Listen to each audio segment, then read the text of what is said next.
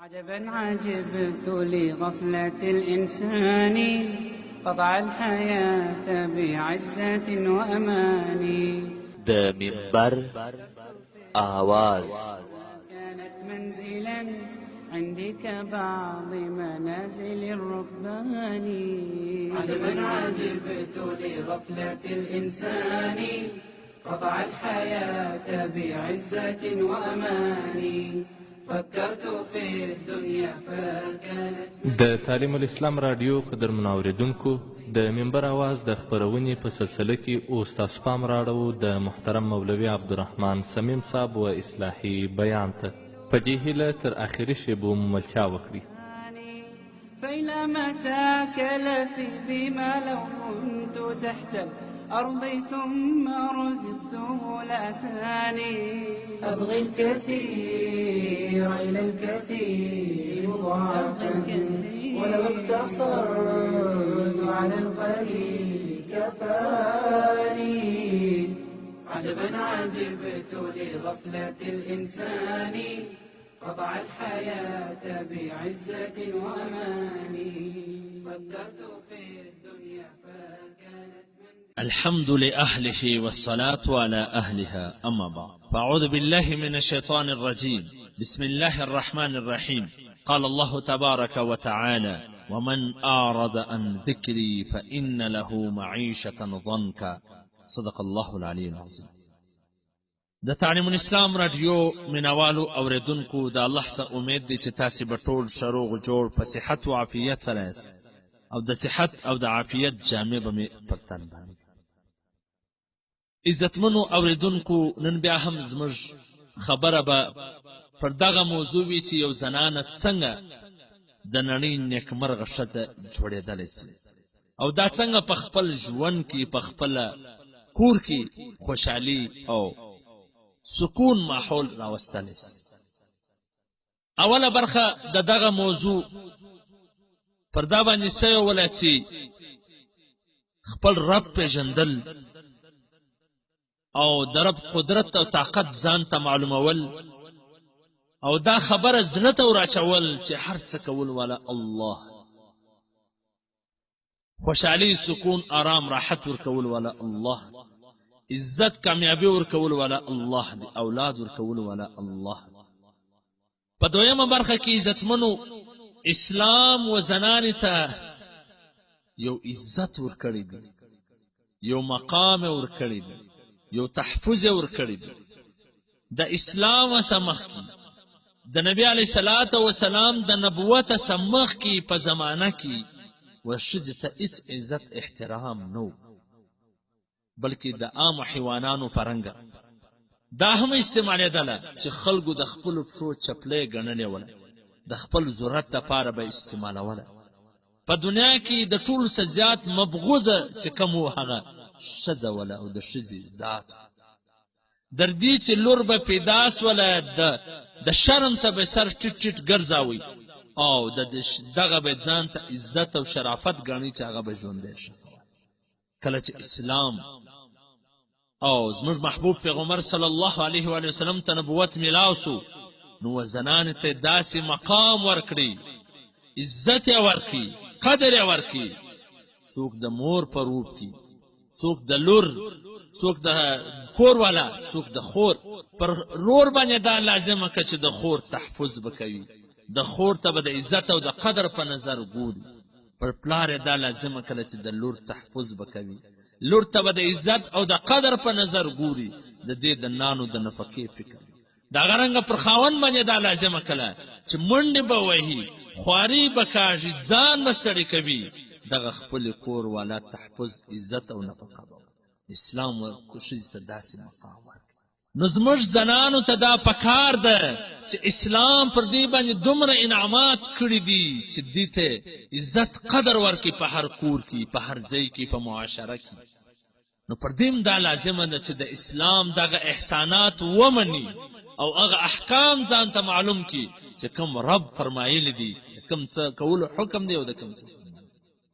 په هر عمل کې، په هر کار کې رب حکم او مخ ته کشیږدي. دې ته نه ګوري چې زما خاوند خبر سي څه به وایي، دې ته نه ګوري چې زما پلار خبر شي څه به وایي دې ته نه ګوري چې زما زوی خبر شي څه به وایي و دې ته وګوري چې زما رب به څه وایي دا حکم خو د خاوند نه دی دا د پلار نه دی د زوی نه دی د ورور نه دی د رب حکم دی زما رب خو به زما څه نه ناراضه دا ځان ته معلومول او په دې باندې عمل کول که چیرې یو زنانه یو ښځه د الله احکام خپل مخ ته کښېږدي چې دا حکم د خاوند نه دی د رب دی زما د پلار نه دی د رب دی زما د رور نه دی د رب دی زما د زوی نه دی د رب دی نو بیا به هېڅکله د دې دپاره بیا که خاوند وي او که نه وي پلار وي او که نه وي رور وي او که نه وي زوی موجوده وي او که نه وي بیا به دا پر دین باندې عمل کوي او د الله پر احکامو باندې به عمل کوي او د هغه اعمالو څخه به ځان ساتي چې په دنیا کې هم د تباهي او بربادي سبب وي او په آخرت کې هم موږ ته اسلام او دین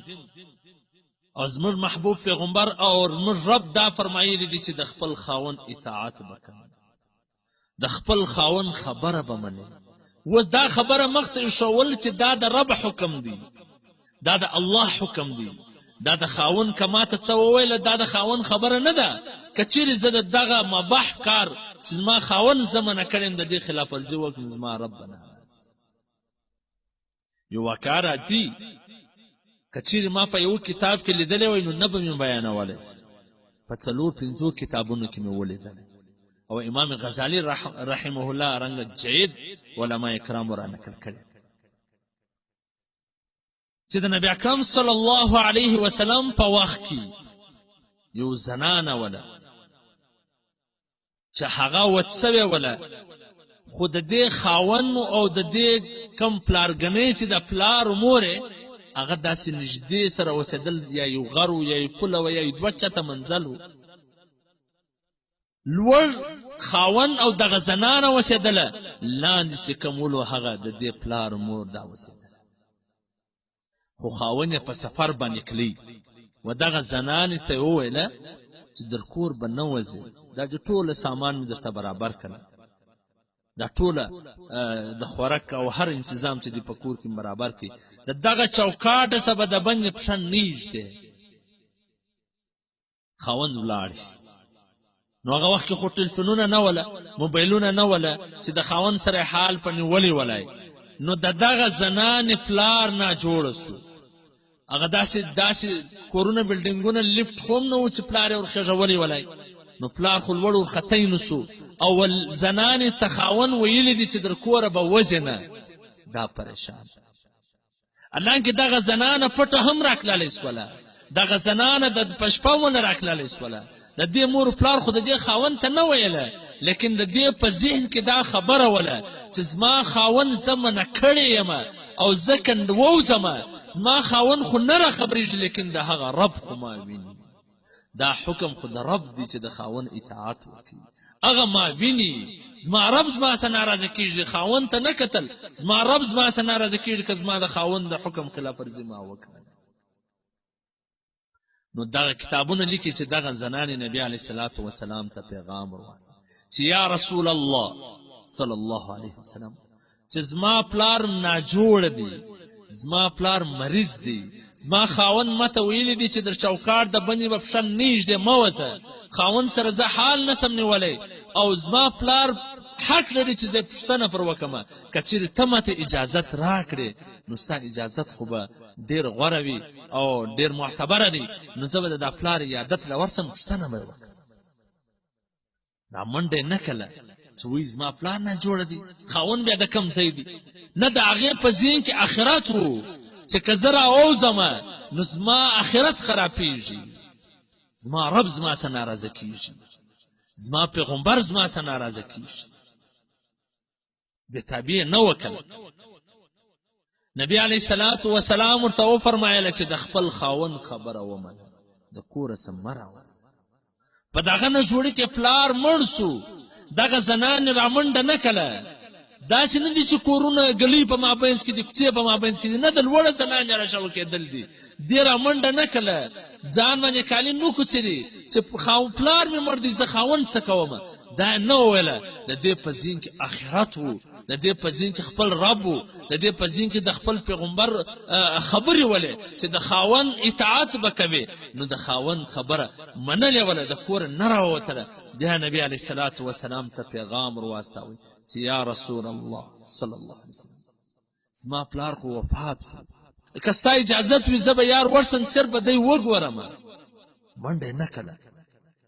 نبی علیه الصلاة وسلام ورته پیغام راولېږي چې د خپل خاوند خبره ومنه، چې ستا خاوند تا ته ویلي دي چې د چوکاټ څخه د بندې پښه مه یږده.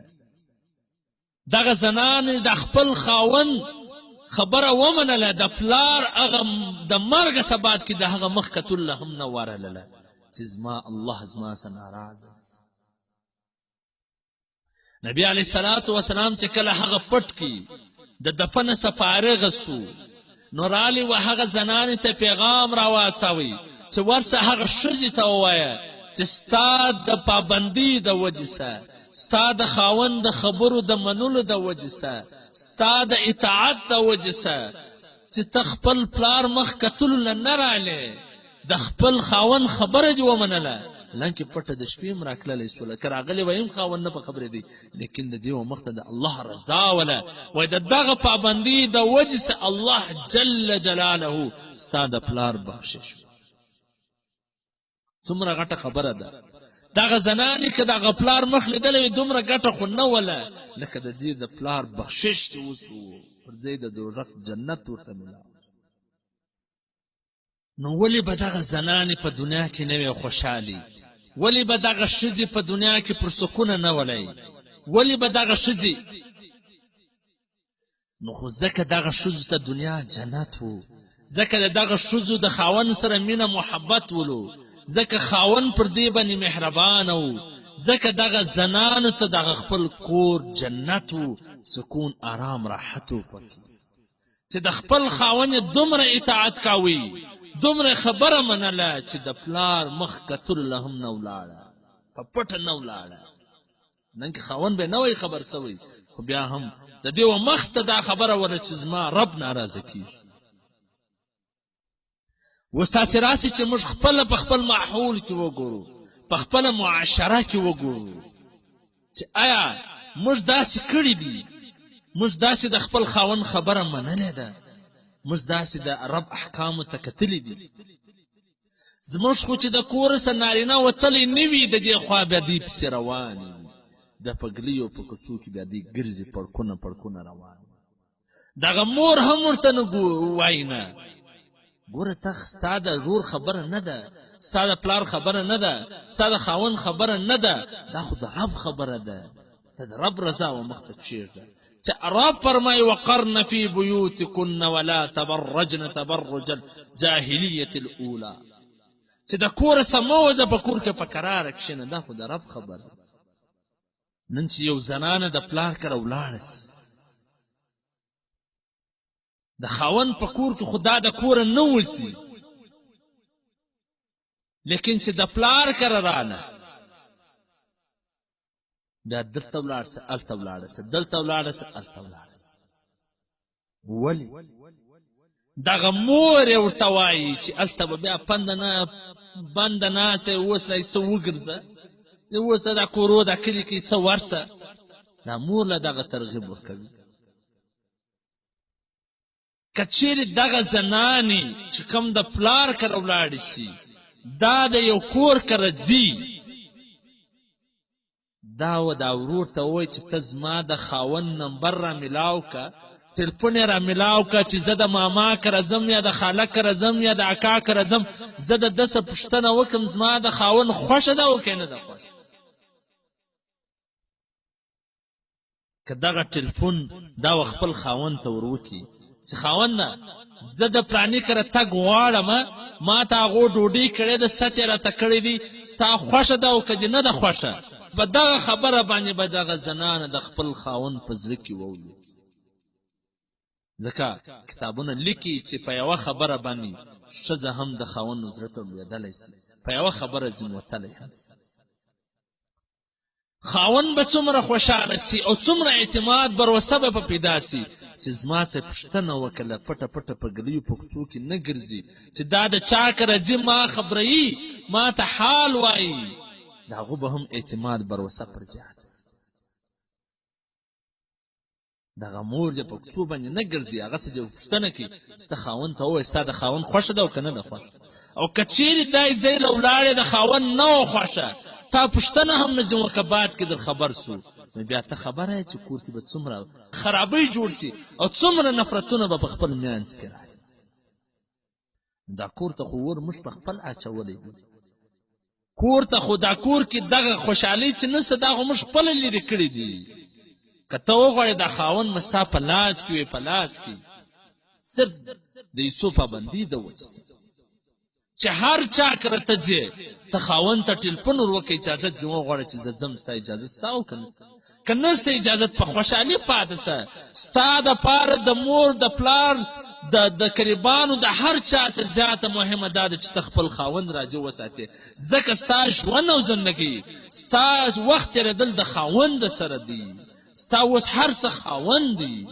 د دا قریبانو په خوشحالي او په رضا دا 5 ورځې 10 ورځې په هر حال کې تېرېږي نور ټوله زندګي ستا د خاوند سره ده ستا دپاره د ټولو څه غټه خبره دا ده چې ته خپل خاوند رضا او خوشحاله وساتې په دې به څه وسي چې دا یو ټلیفون ور وکړي خو نه یې ورکړي ته یې لکه په داسې وخت ځکه خو بیا ځغلي مولوي صاحب دم راوکه مولوي صاحب تعویز راوکه زما خاوند زما سره بد کی زما خاوند زما سره زما خیال نه ساتي ستا خاوند ستا خیال څنګه وساتي تا د خاوند خیال ساتلی تا د خاوند سره ټلیفون کړی دی چې ته یې ځای له ځې ته چې یو کار کوې تا د خاوند څه پوښتنه کړې ده د خاوند بغیر اجازته د کوره وتل د راساته لعنت پر وریږي چې برته کور ته راځي نو چې پر چا لعنت وي د دې ژوند خوشحالي به څنګه راځي دا سکون آرام راحت به څنګه راځي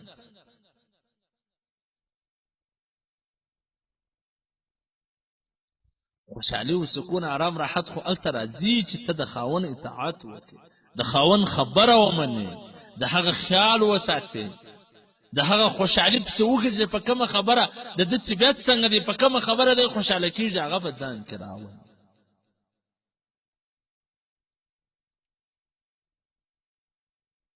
او دا خبره په ذهن کې کښېنول پکار دي چې خاوند به د ښځې هر هغه جرم برداشت کړي لیکن د عزت جرم نسي برداشتولی باید په دې کې خیال وساتل سي دا چې د کور سره راوځي په داسې پرده کې باید راوځي په داسې لباس کې راوځي چې څوک دا ونه پېژني چې دا سپین سرې ده او که ځوانه ده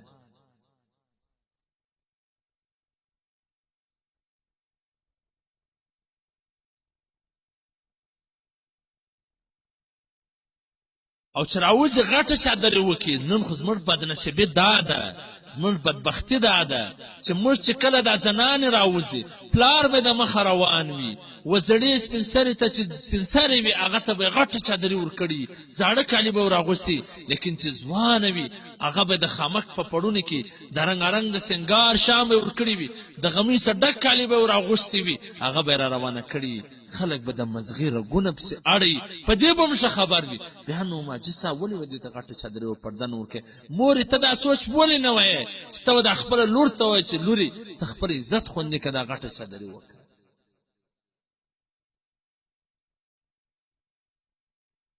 یو ورځ د صحابه کرام رضی الله عنهم اجمعین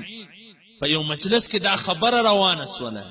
چې په دنیا کې د ټولو څه غوره بهتره او ښه زنانه ښځه څوک ده چا به ورڅې لمونځونه ډېر کړي چا به روژې ډېر نیسي چا به زکاتونه ډېر وکړي چا به څنګه چا به څنګه حضرت علي کرم الله وجهه کور ته راځي د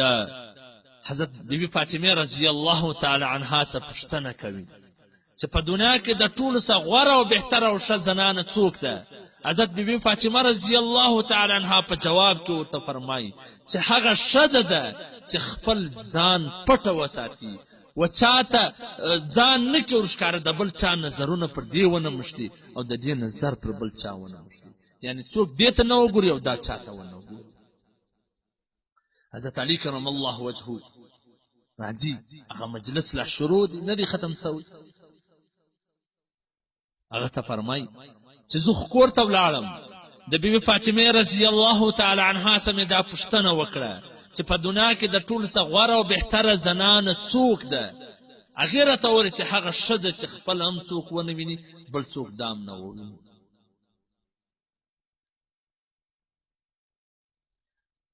نبی اکرم صلی الله علیه وسلم ته دا خبرې دومره خوند ورکړي چې د ډېره خوند د زړه سې دا وویله چې فاطمة بضعة مني، فاطمه خو زما د زړه یو ټکړه ده. دومره خوند دا خبرې ورکړي چې فاطمه خو زما د زړه یو ټکړه ده. نو که چیرې ته وغواړې ته هم داسې ټکړه جوړېدلی سې چې خپل ځان پټ کړې خپل عزت پټ کړې. ځکه په نن سبا وخت کې د ښځې دپاره د ټولو څه مهم دغه دی د ټولو څه ضروري دغه دی چې دا خپل عزت خوندي کړي خپل ځان پټ وساتي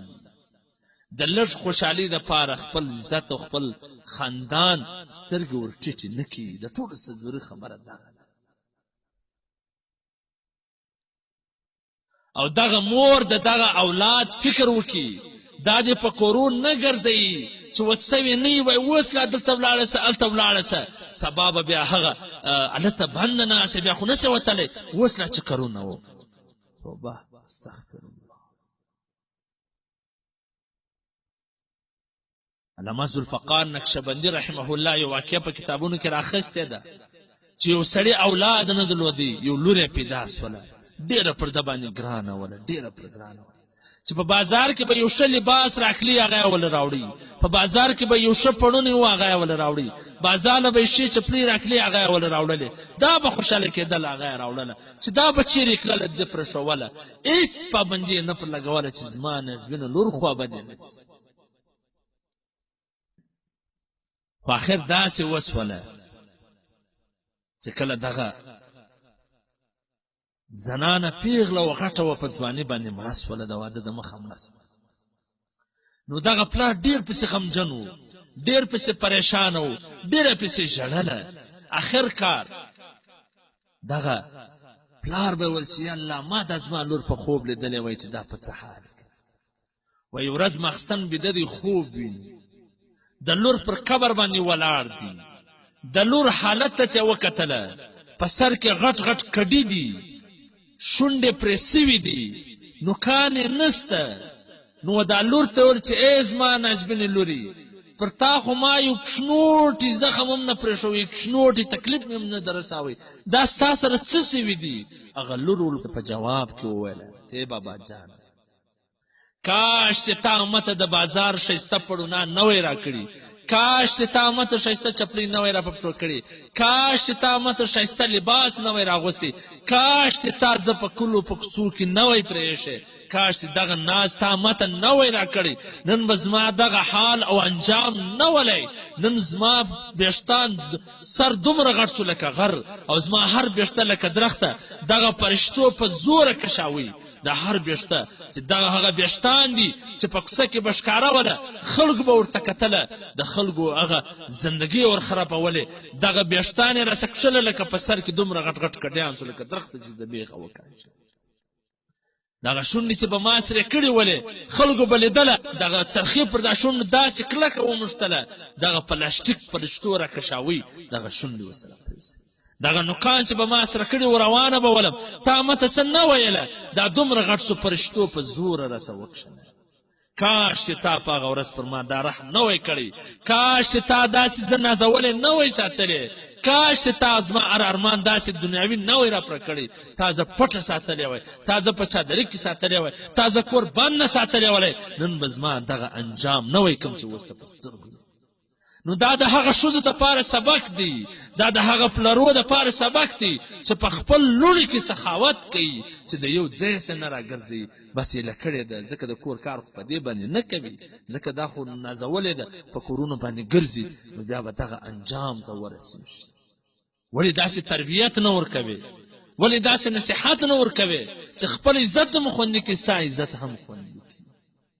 پکار خو دا ده چې ته دغه زنانه کور کښېنوې دغه لور کښېنوې و دې ته ترغیب ورکړې چې دا په کور کې خدمت کوي دا د ورېندارې سره خدمت وکړي دا په کور کې دغه کم چې خدمتونه دي په کور کې وکړي زموږ خو دغه دا یو څومره بده وبا راغلې ده چې پیغله لور ښځه په کور کې کار نه کوي دا بیا هلته واده سي کوي چې د مور خونه یو واره ورچارو کې د مور خونه چې دا نورې د خسر کله چې بیا هغه زر واره د هغو خونې ورجارو کې دومره ثواب نه وي ځکه دا مور د مور خدمت لازمه وي که چیرې دغه په کور کې دغه ماحول نه ولی نو ولې به دا بربادي او تباهي راکړله نن په کور کې چې موږ یو زنانه راواده کړه اول موټران ګرځي چې زه زوی ته دی لور غواړم چې در اوسه چا راوړی نه چې څنګه یې راوي شوی کې بالا دی په جنجالو سره اخته سي دښمني ورسره شروع سي حالانکې د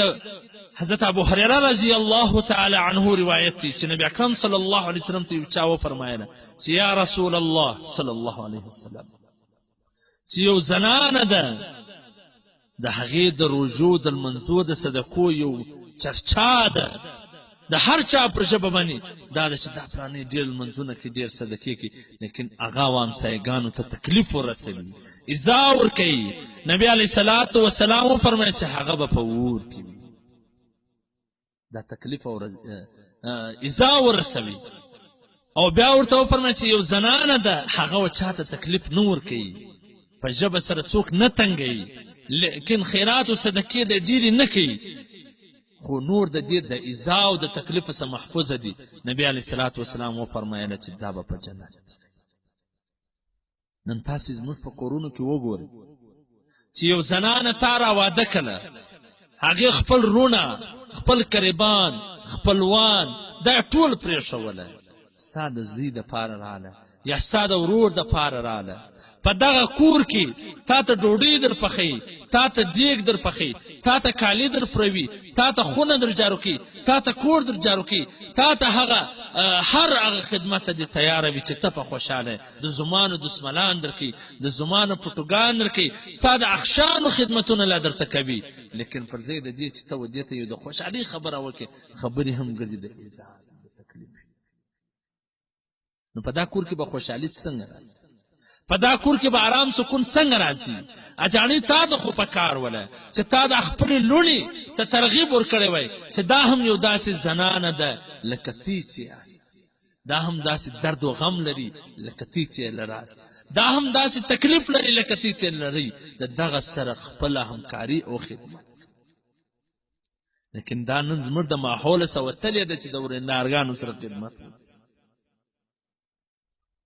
څلوېښت پنځوس ډوډۍ به در پخوي هغه به پر ډوډۍ باندې ناسته وي ډوډۍ به پخوي یو کوچنی به په ځانګو کې ورته ژاړي بل به هلته کالي ورته لړلې وي دومره همت به په یوه کې نه وي چې دا راولاړه سي د دې دغه زوی سنبال کړي د دې دغه کوچني خدمت وکړي د هغه کالي ورصفا کړي یا دا ورته ووایي چې دغه ډوډۍ ماته راکړه ته ستا کوچنی ژاړي نو د دغه زنانې پر زړه به څه چېرېږي چې دا په ډوډۍ ناسته وي او د دې بچی په چغو په بغارو باندې په دا کور کې به خوشحالي څنګه راځي په دا کور کې به څنګه سکون راځي چې دومره همکاري نه وي د چا سره هغه زنانه چې هر څه د دوی پر کور پیښې دي د هغه سره دومره همکاري نشته بس دا معاشره خرابه سوې ده وایي دا به بیا ځي هلته به په بل کور کې خدمت کوي ولې دلته نه کوي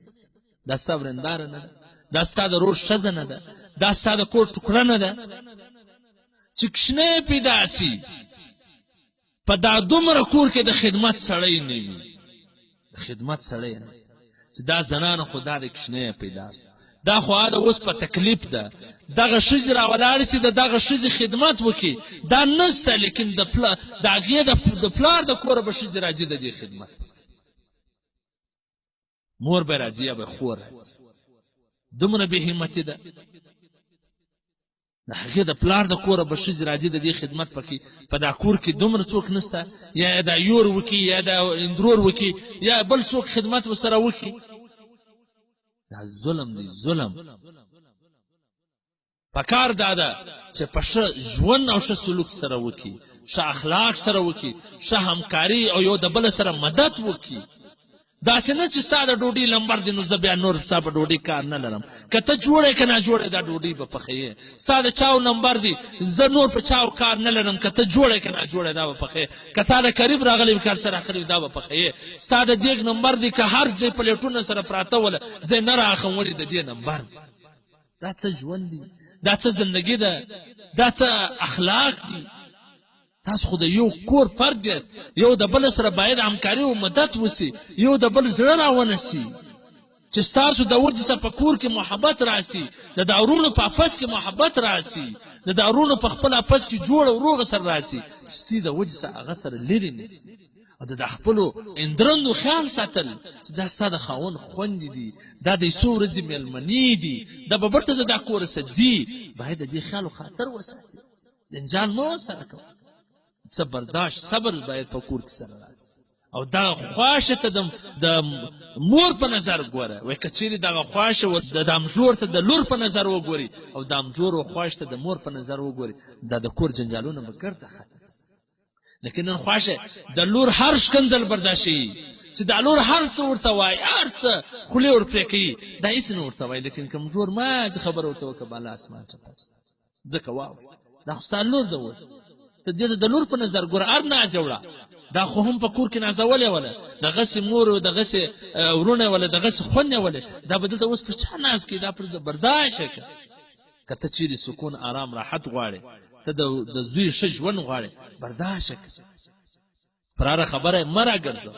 چې لکه څنګه چې د لور ناز وړې د دې دا هم ویسه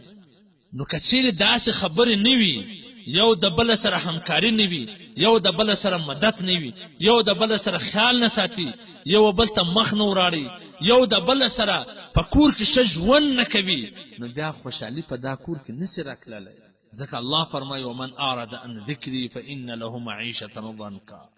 چې ژوند به درته تنګ کړه نو کم چاته چې الله ژوند تنګ کړي نو دا به خوشحالي څنګه راولي دا به سکون څنګه راځي دا به آرام څنګه راځي الله جل جلاله دی پر دغه خبرو موږ تاسو ته د عمل کولو توفیق راکړي او الله جل جلاله دی موږ ته یو د بل په حق سره پوه کړي الله جل جلاله دی یو د بل د خدمت کولو توفیق راکړي ان شاء الله تعالی نور برخه به هم وي صحیح لرم چې دا شپه غور سره اوري د عمل کولو په نیت اوري الله به می دنیا او آخرت ښایسته کړي واخر دعوانا عجبا عجبت لغفلة الإنسان قطع الحياة بعزة وأمان. د تعلیم الاسلام رادیو قدر منوریدونکو تاسو د محترم مولوي عبدالرحمن سمیم صاحب و اصلاحي بیان ته واژوست چې د تعلیم الاسلام رادیو دخوا وړاندې سو. بعزة وأمان فكرت في الدنيا فكانت منزلا عندي كبعض منازل الركبان وعزاء جمع الناس فيها واحد فقليلها وكثيرها